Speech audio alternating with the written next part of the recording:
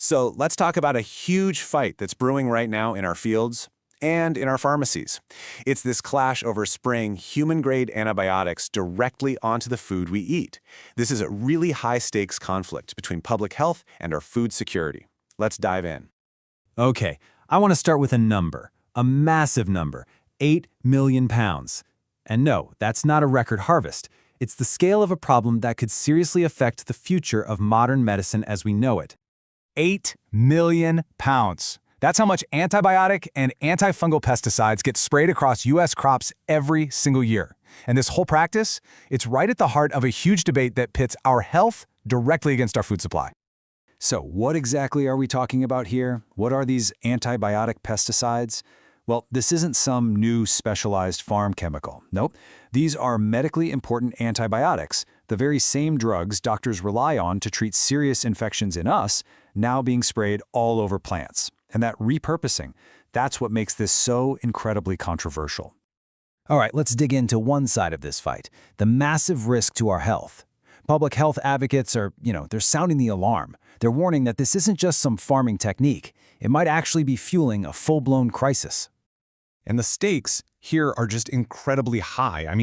According to the CDC, the U.S. already sees about 2.8 million antibiotic-resistant infections a year. That leads to 35,000 deaths. We're talking about the rise of these so-called superbugs. And here's the part that'll blow your mind.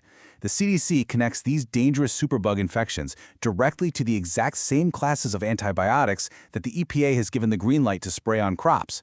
So you have one federal agency fighting the fire of resistance, while another is essentially approving a practice that could be fueling it. It's wild. This quote from a coalition of public health and farm worker groups, it sums up their position perfectly. They see this as a completely reckless gamble with the future of medicine. Okay, so this begs a pretty obvious question, right?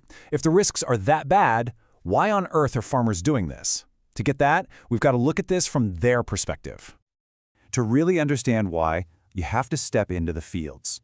For so many farmers, using these antibiotics isn't about trying to make a bigger profit, it's about basic survival. You see, farmers are fighting these absolutely devastating bacterial diseases. A perfect example is something called citrus greening. This thing has been wiping out entire citrus groves and taking the livelihoods of generations of farmers right along with it.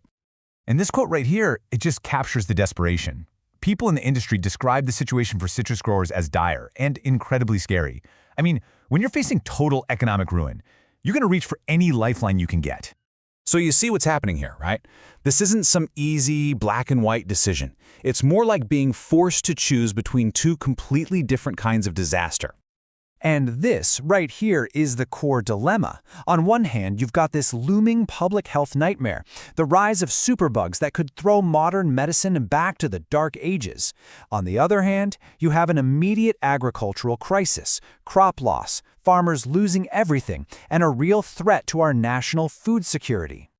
And hey, it's not just about the superbugs either. Critics are also pointing to other serious concerns, like polluting our drinking water, harming crucial pollinators like bees, and even what these antibiotic residues might be doing to our own gut health. For the people demanding a ban, the calculation is pretty simple. As this quote argues, the massive long-term dangers to all of society just far outweigh the short-term problems in agriculture.